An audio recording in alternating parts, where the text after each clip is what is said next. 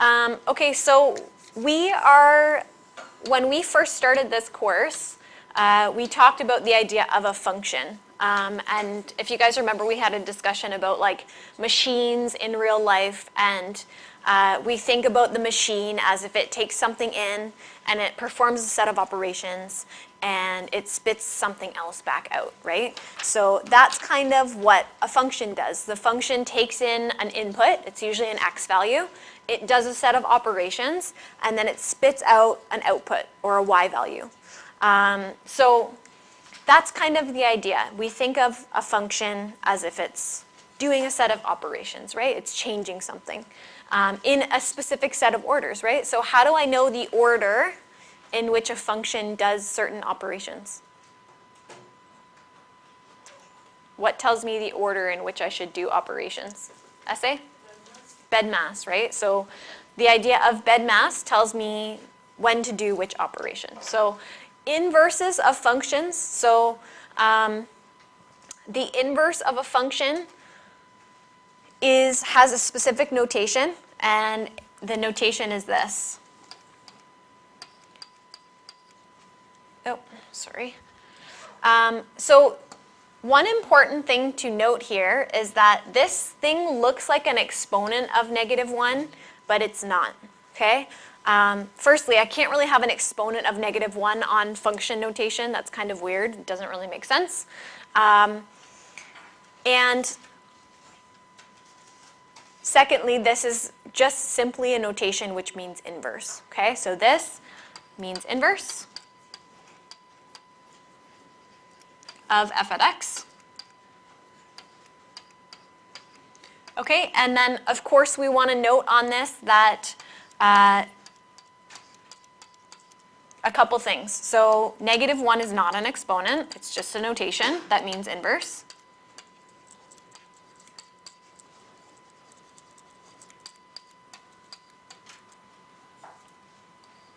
Okay, the other thing that we want to note is because this is not an exponent of -1, this is not equal to 1 over f at x. Okay, so whenever we have, like if we think back to exponent rules, whenever we have a negative exponent, usually we take that thing and we switch it to the opposite side of the fraction and we make it positive. Well, because this is just a notation and not an exponent of -1, the inverse of a function is not 1 over f at x. So that's an important distinction to make. Okay, so if this is not 1 over f at x, then what is it? That's the question, right? Natalie? What's a notation? So function notation is like f at x, right? So it's just the way in which we tell somebody like what we're doing mathematically. So a notation is just like the way that we write something. Does that make sense? Yeah. Okay. Okay, so what is inverse then? So inverse of a function, this is the notation, or this is the way that we write it. Natalie. And what this does is it does the opposite operations of f at x in the opposite order, okay? That is essentially the definition of an inverse of a function.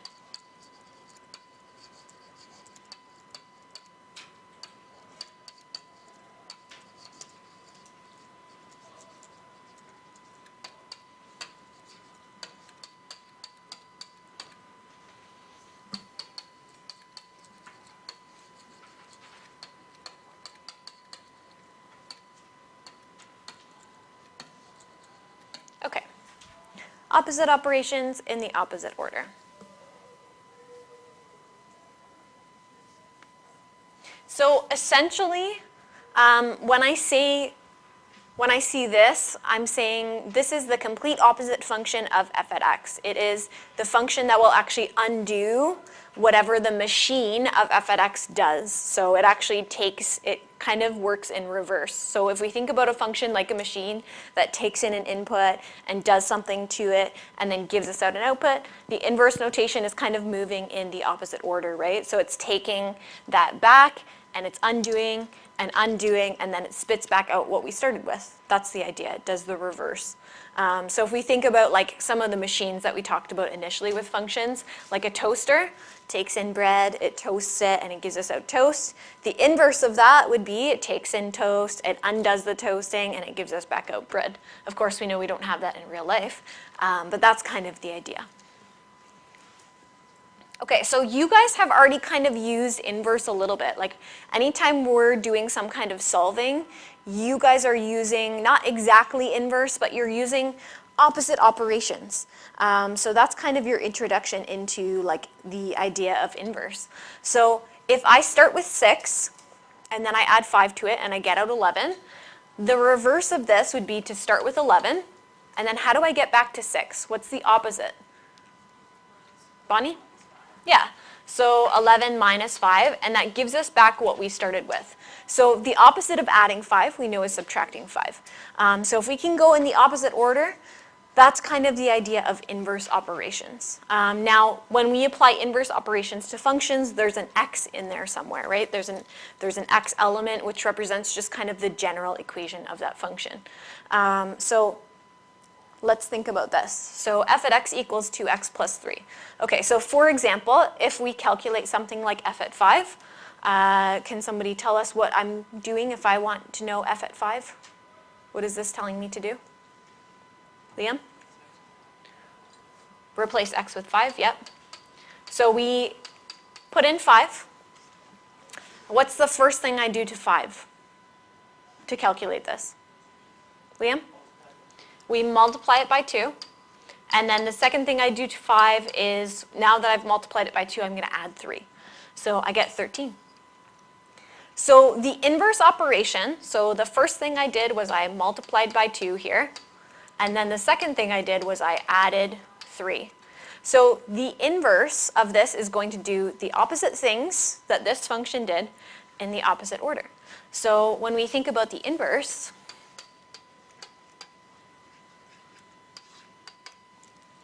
it will first do the opposite of the last thing that we did.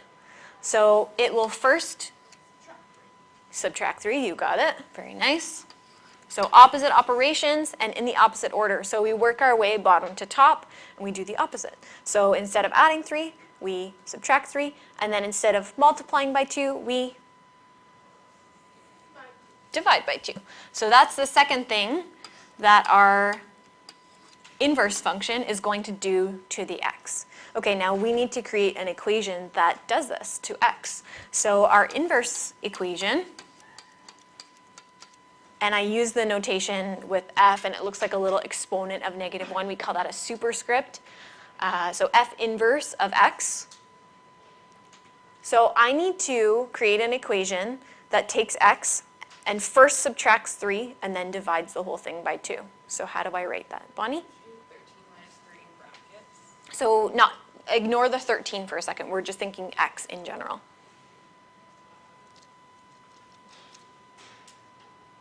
Natalie? X take away 3 over 2. All over 2, right? Is that what you were thinking? Yeah, perfect. So this equation takes x, it subtracts 3, and then it divides the whole thing by 2. So we would subtract 3 first just because we think about this like x minus 3 almost as if it's in brackets, right? And then the whole thing is being divided by 2. So that's perfect. So theoretically, because this function is undoing everything that the regular function does, if I sub in 13 to this function, what should I expect to get out from that? 5. Okay, so let's do a little test here to see if our function works. So if I evaluate f inverse at 13, I expect to get out what I started with in my calculation above. So I would expect to get out 5 from that if I've done it correctly. So we would do 13 minus 3, which gives us 10. And then we would divide 2, which gives us back out 5. So that should work. Here's my little thing here. There we go. Okay, so that's the idea of inverse. Opposite operations in the opposite order. Now, some questions might be a little bit easier for us to do than others, right? Some of them we can kind of like figure it out just by doing this kind of idea, and then some of them are more complex. So it would be good if we have maybe some steps that we can use just in case our equation is more complex, so that we can calculate inverse for anything and not just like more simple things. So there is a way that we can algebraically be certain that our inverse equation is correct. So there are 4 simple steps. Lauren, can I bug you to just shut the back door there? Thanks. Okay, so most of the time we're going to be dealing with function notation, as we have been in this course so far. So the very first step is we just take our function notation, whatever it is. I'll just use f at x as a placeholder here. It could be g at x or h at x or whatever. We're going to replace it with y.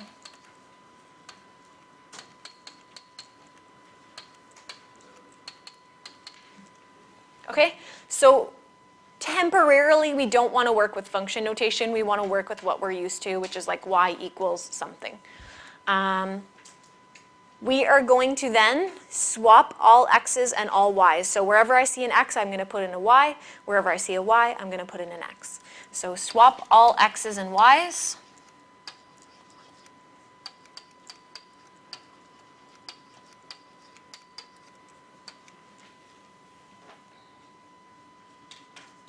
Yep. So you can either do it the way you just did if you're able to do it that Yep. way, or you do it this way. Right. So if you feel comfortable being able to do that, that usually works well for like things that have like 2 or 3 operations if you can figure it out.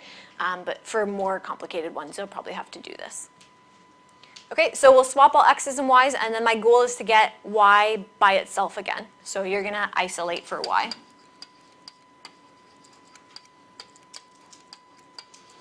And what happens in the process of me doing that, when I start to move things to the opposite side of the equal sign, we actually start to do, so if I had a +5 and I move it to the other side of an equal sign, I then have a -5, right? So what I'm actually doing is I'm undoing the operations, right? I'm moving them over and I'm doing the opposite operations as I move them to the other side of the equal sign. So if I have 2x, then I divide out 2 and then I have a division by 2. So this process is kind of cool because our isolating that we've done all along since grade 9 is helping us get that inverse equation. And then the last thing that I'm going to do once I have isolated for y is I'm going to put it back into function notation. So we're going to replace y with the inverse notation. Okay, so if your original equation was called f at x, then your inverse notation will be called f inverse of x with the little superscript of -1. If your original equation is g at x, it will be g inverse at x, or of x.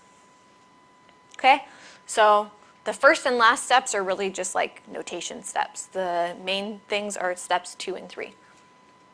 Okay, so I'll show you what we just did with this method here, even though we already know what to expect out of this. So step 1 for this guy, we're going to replace f at x.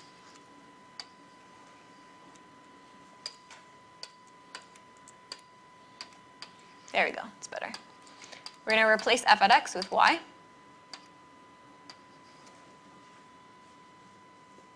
Okay, step 2, we're going to swap the x's and the y's. So wherever I see a y, I'm replacing it with x. Wherever I see an x, I'm replacing it with y. Step 3, I want to get y by itself. So we are going to start to move things away from y. The first thing that we do, of course, is bring over the 3, and it becomes -3.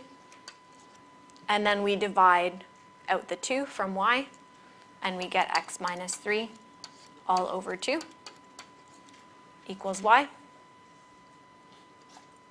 And then my last and final step is to just replace this y notation back with its function notation. So the last thing here, I will replace back with f inverse of x equals x minus 3 over 2. And that's my final equation. Okay, so you'll see that that's what we just did on the first page there. But this is just like the algebraic way. You can always check both ways too and just kind of do whatever you feel comfortable with. Okay, so that's the inverse function. Okay, a great test that you can do is kind of what we did on our last question. So if I plug in, let's say I choose 3, I plug in 3 here and I see what I get out. If I plug that thing into the inverse, I should get back 3. Okay, so that's how you can always test your inverse function. Okay, I showed you the test on the first page, so I won't do it again here.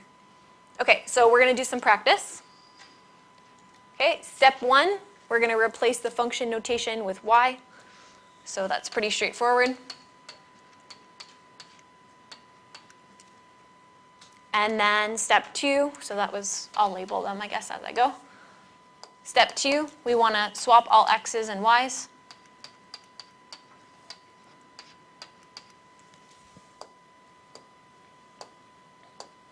Step 3, we want to get y by itself, so I'm going to start by multiplying up 4,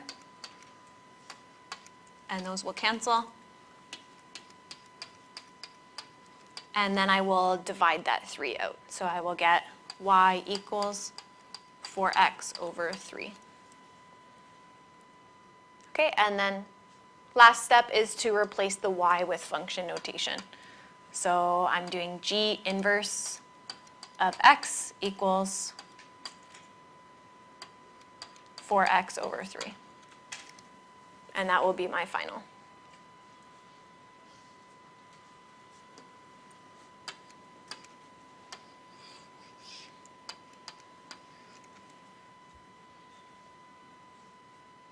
Okay, also I could have thought to myself, okay, what do I do first here? Well, I multiply by 3, and then what do I do second? I divide by 4. So then I would do the opposite operation in the opposite order. So you might have been able to figure that one out.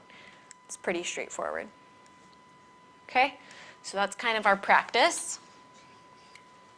Okay, could we maybe do this second one just like by thinking about the operations and in the order? So the other way, of course, that you can do it is think about what do we do to x first in h at x here? Okay, we multiply by 4. And what do we do second? Plus 3. So the inverse, we'll do the opposite operations in the opposite order. So this is the alternate way of finding your equation. So it will first do what? So work your way bottom to top. So opposite of adding 3, subtract 3, and then it will divide by 4. So can someone figure out our equation for us?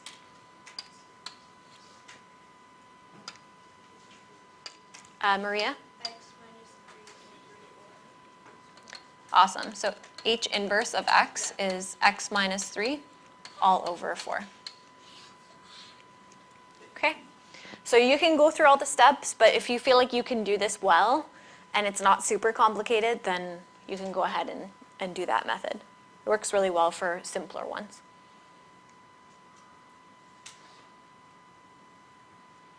So far, so good? Any questions on the first two? Okay, let's try a couple more.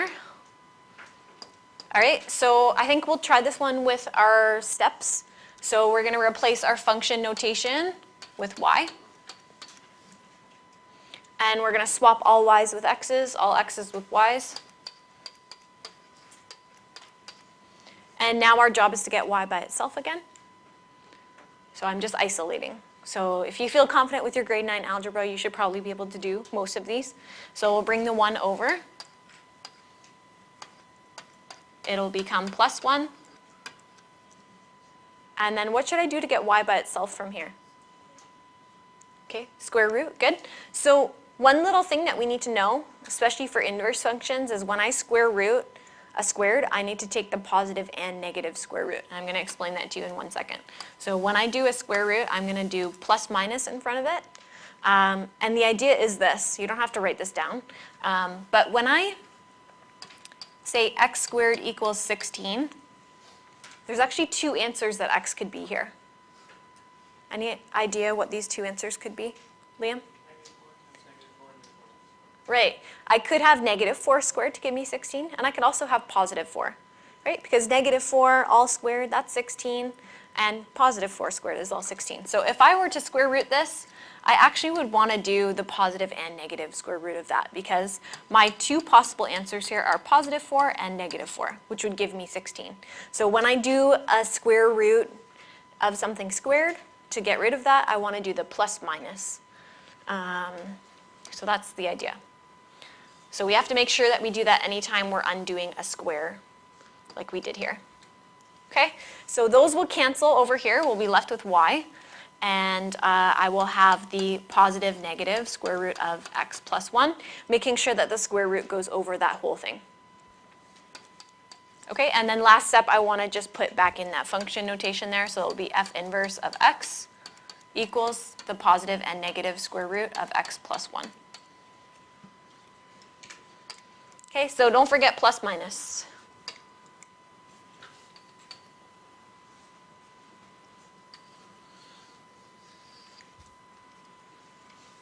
Okay, for this next question here, the square root is only going as far as the x. The 2 is not under the square root.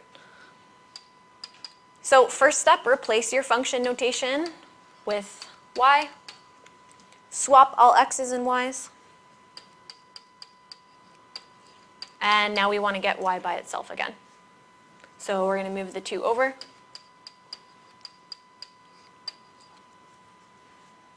And then I want to get rid of a square root, so I'm going to square each side. And those will cancel.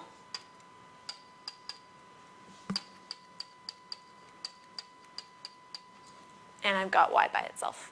Okay, and then we're just going to replace y with its function notation, which will be r inverse of x. And that will be our final answer there.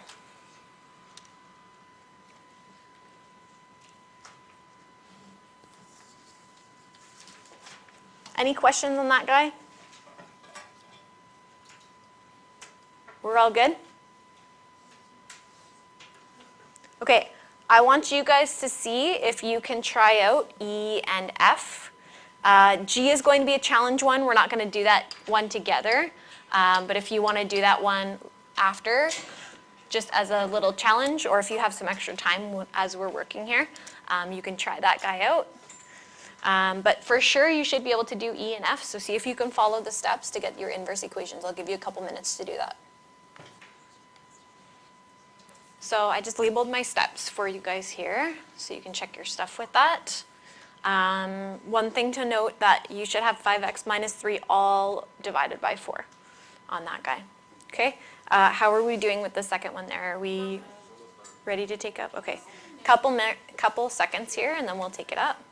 I'll come around. So for number, for G, or F,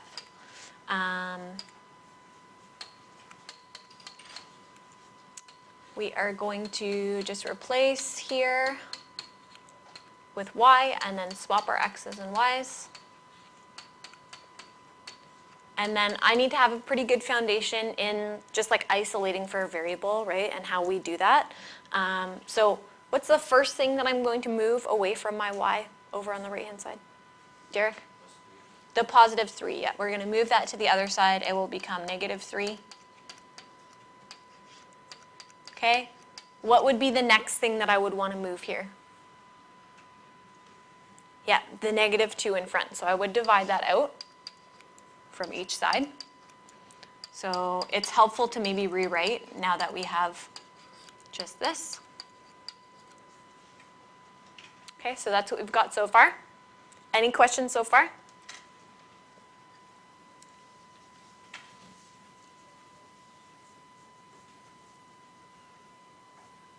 No, we're okay? Okay. What's next?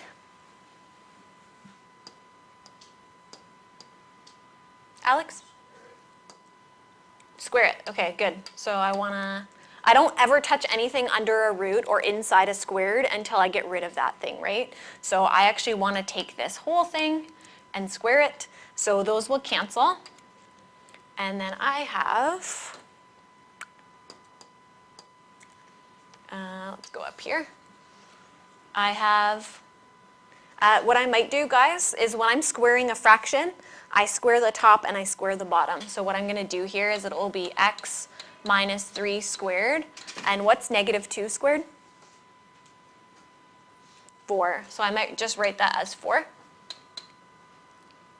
You will see why I did that in a second. Okay. What might be helpful for us is another way that we can think about a multiplication of negative half is as a division of negative 2. But if ever you're trying to get rid of a fraction like that, if you multiply both sides by its reciprocal, that will take care of everything for you. So if I'm going to go ahead and get rid of this negative 1 over 2, what I actually want to do here is multiply by negative 2 over 1. And I know that 2 over 1, the over 1 part doesn't really matter with this, but if you had 3 over 4, this would be a quick way that you could do that. So I will do that for both sides. I'm just trying to make some room over here.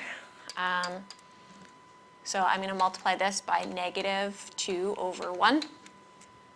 And what happens over on the right-hand side, you should notice here, is that the negative and negative make a positive, so those will cancel. And the 2 and 2 here will cancel. And now I have y just left by itself. So if ever you're trying to get a fraction moved over to another side, you just multiply both sides by its reciprocal, and it does it all for you. So now we just have y left here.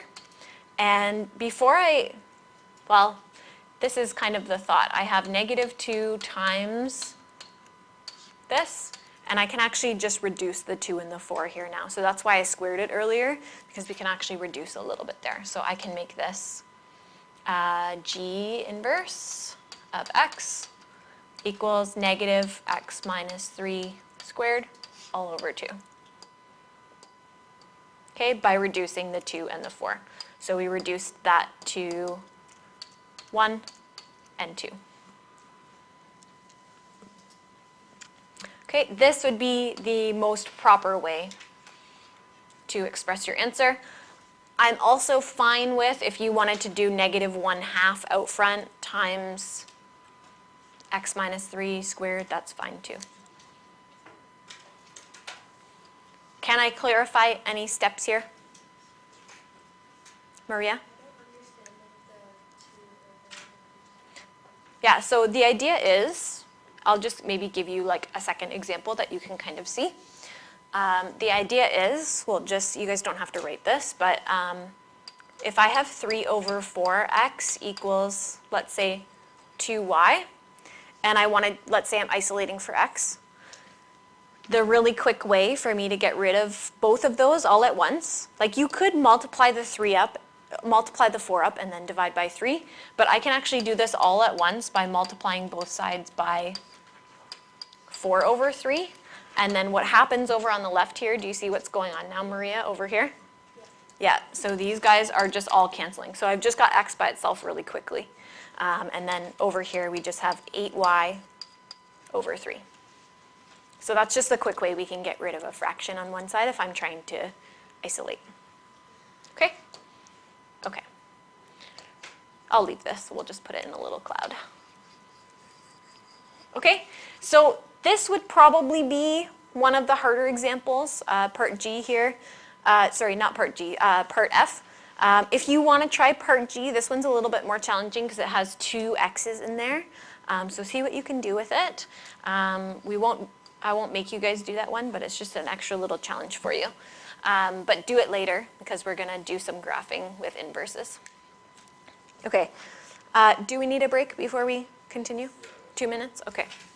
Graphing won't take too long. Okay, so maybe just color the green or red heart with a highlighter or something like that. Okay, so we know how to find inverses algebraically. We should also be able to find them graphically. So Inverses are reflected over the most simple line that you can have. And the most simple line that we learned about in grade 9 is the line y equals x. It has a slope of 1 and an intercept of 0, right? So if this were in the form y, well, this is in the form technically y equals mx plus b, the m is 1 and the b is 0. So it's just the diagonal line where all the x's and y's are equal. It has like 1, 1, 2, 2, 3, 3, and so on. So if we imagine taking our paper and folding it over this dotted line, that is where the reflection for the inverse function will happen. Okay, so these guys get reflected down here. So if we were to kind of like maybe just say, okay, here's the scale of our function here, 1, 2, 3, 4. So maybe this is -1, -2, -3, -4, kind of close together, sorry. And then maybe we have 1, 2, 3, 4, 5, something like that. Okay, so let's say that we have the coordinates for these points here. The star, get to do some nice pictures over here. The star is at the coordinate -4, 1. And the red heart is at the coordinate -2, 2. And the green heart is at the coordinate -1, 5.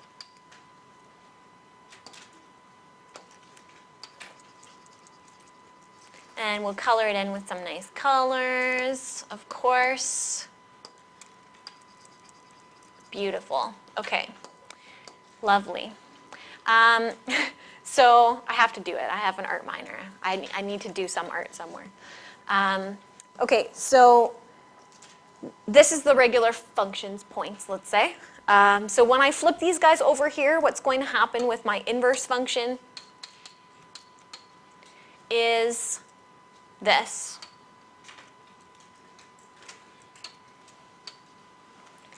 The inverse function will have a star at the swap of the x and y coordinate here. So what happens is the coordinate becomes 1, -4. So actually the x coordinates and the y coordinates swap places. How does that relate to what we just did algebraically? What did we just do algebraically? Well, I swapped the x's and y's when I was doing algebra, right? And then I re-isolated. So what I'm doing here graphically is I'm taking the x coordinate and I'm making it the y, and I'm taking the y and I'm making it the x, right? So same kind of idea. So the heart will become the coordinate 2, -2. So we're literally just taking and we are swapping. You're good with this? Okay, and then any idea what the green heart will become here? 5, -1, correct. Lovely.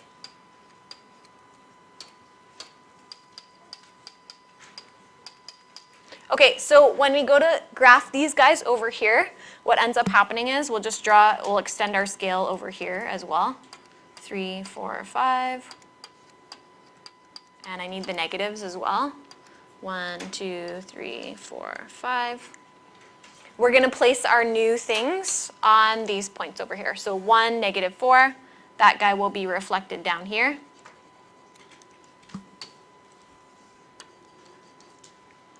Okay, and then our red heart here will be at 2, -2, which will be here.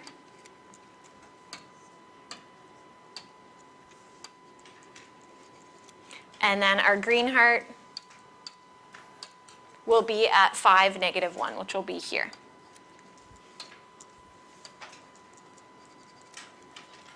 Okay, so if we kind of look at this here, we can imagine that if we were to fold this over on itself, it reflects over this line, right? Those things would match up if we fold on that dotted line. So that's kind of the idea of inverse. The x's and y's are swapped. That's the whole idea, okay? And it's really cool because it goes back to what we did algebraically, right? In order to do our algebra for the inverse, we swap the x's and y's, and that's what we do graphically as well, okay? So Swap the x's and y's, and you will have your inverse graph.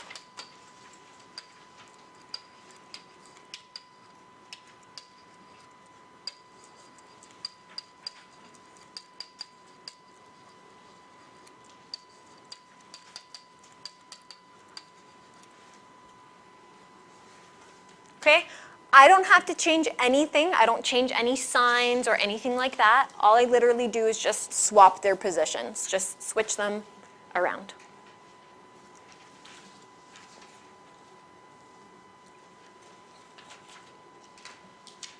You guys see what I did here with the colors?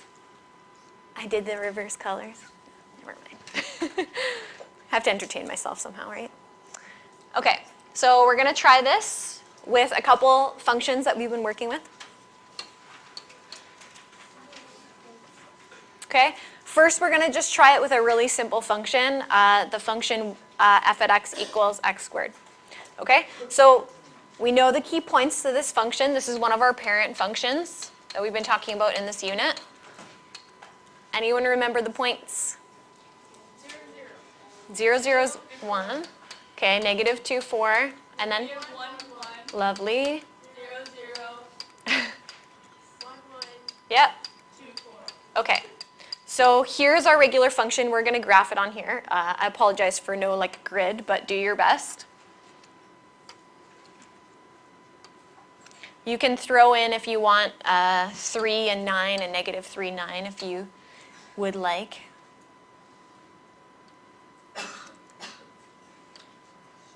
Okay, so this should be enough to give us a good graph. Okay, so here's my regular function, f at x. My inverse function,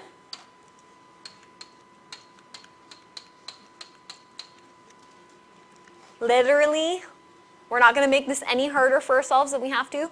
Literally, all we're going to do is take the coordinates and swap them. So negative 2, 4 becomes 4, negative 2, and so on. 0, 0 will end up staying in the same spot. Same with 1, 1.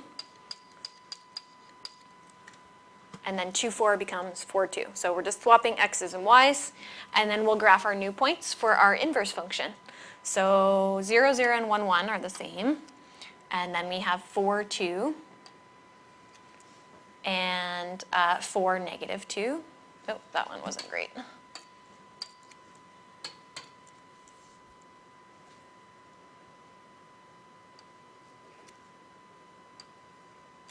And we have 1, negative 1. So what we end up getting is this. And we're going to label this as the inverse function, f inverse of x. Okay, so we should be able to imagine if we took this on the diagonal and folded it over, do these things look like they're reflected or mirrored over this diagonal line here?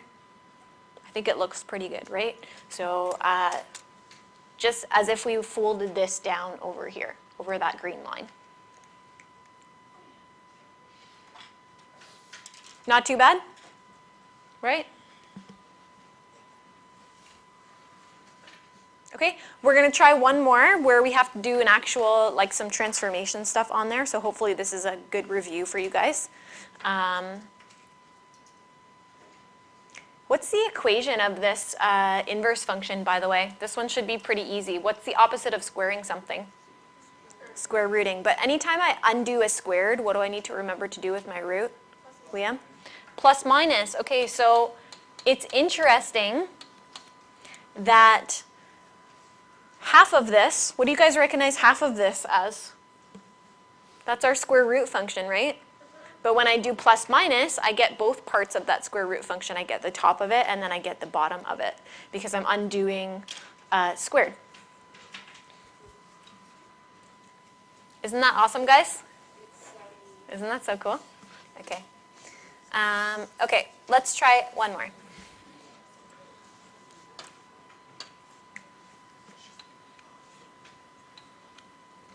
Okay, so when we do questions like this, okay, I know, even though I say this right now, there's going to be, I've said this in the past, there's going to be people that do find the whole inverse equation and then try to graph the inverse function even though you don't have to do any of that. When I do a question like this, I'm going to do regular transformations on the regular g at x function. And once I have my g at x function, all I need to do to get g inverse of x is just swap the x and y coordinates. That's the only additional step that I have to do to get the inverse function here. What I don't need to do, I don't need to, unless the question asks me to find it algebraically, I don't need to find the inverse of g at x algebraically and graph it. All I'm going to do is my regular transformations. Cool? Okay, so here's the function. Can somebody tell me what the parent function is here?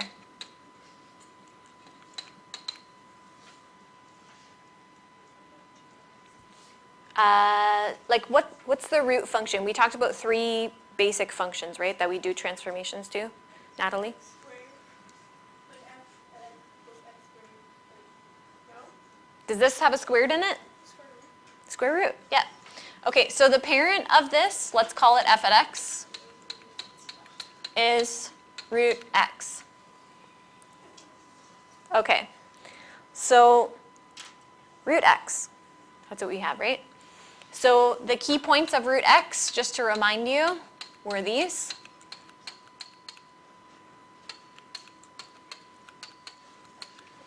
And I'm going to do, in order to graph g at x, I'm going to do transformations as usual. So I want to locate a, k, d, c, and do my transformations. So this is a little review for you guys.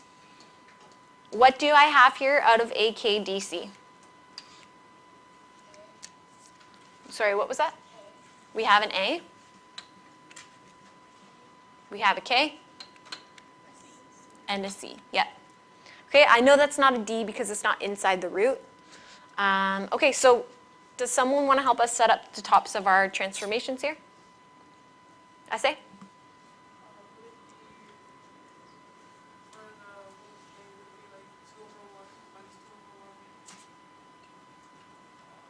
X? Times x, right?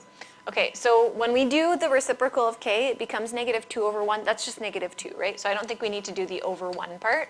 So it's negative 2x. Does someone want to help us out with the y side of this? Bonnie? Negative 2y plus 3. Awesome. Okay, so we're going to do our transformations of our parent function points as usual.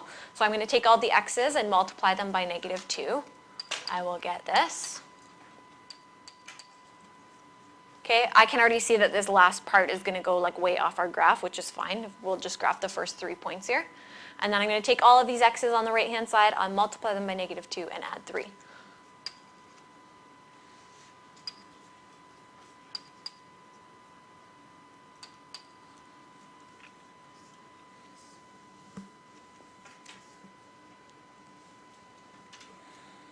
Okay, so we're going to graph our new points. One thing that we talked about remembering with our root functions is that the parent function has a starting point right here. It doesn't go any further than that point. So we talked about just like making note of where the starting point is of our new function, because I don't go any further past that point, but I do go with an arrow off the opposite end. So I'll show you what I mean when we graph here. So 0, 3 is on the y-axis right here, and then negative 2, 1. Negative 8, negative 1. And our last point here doesn't fit, so we just won't graph that point, but we know it is a point on the graph. So this right here, this 0, 3, this is the starting point of my graph right here. I don't want to go any further. Oh, did I not change the color here? I don't want to go any further right than that point. That's the starting point. But I am going to go off the other end with an arrow. So this is kind of what it looks like. Something like that. Okay, so we'll just label this guy g at x. And then the inverse function, I don't need to do any algebra for this, I guess, again, unless I'm asked to find the actual equation of the inverse. But all I'm asked to do is graph it. So for g inverse of x, I'm taking these coordinates and I'm swapping them. That's it. That's all I have to do. That's the only extra tiny little step that you have to do in these questions. So it becomes 3, 0, 1, negative 2, negative 1, negative 8, and then of course we know we can't fit this point on the graph, but we'll flip it anyways. And then I'm just going to graph my points of the inverse function. It should look, if we imagine like folding this over this line, it should look like it gets kind of like flipped over on this side of the diagonal line. So keep that picture in your mind there. So we have 3, 0, 1, negative 2, negative 1, negative 8, and I can't really fit that 18 point, which is fine. Again, we're just paying attention to where this specific point gets transformed to, because this is the starting point of my new graph, right? I don't want to go any further than that. So these are the starting points here, and then we go off with an arrow on the other end. So something like so, okay? And we'll label this G inverse of X. Okay, does that look relatively like it's reflected over that diagonal line there? Yeah, it looks like if we were to fold that, they would overlap. That's kind of the idea. Good, that's all you have to do when you're graphing an inverse. Good? Okay. Just as a little follow-up here, if we were to find the inverse equation for this, the only little difference that you might notice if you were to actually find the inverse equation and try to graph that is when I undo a squared, when I undo a square root, I actually square it. So what might happen is you'll get the second part of this parabola over here, right? Because it's squared and it gives me both the negative and the positive parts. But as long as you can kind of do this idea, I think that that is good in order to find the inverse graph. Okay?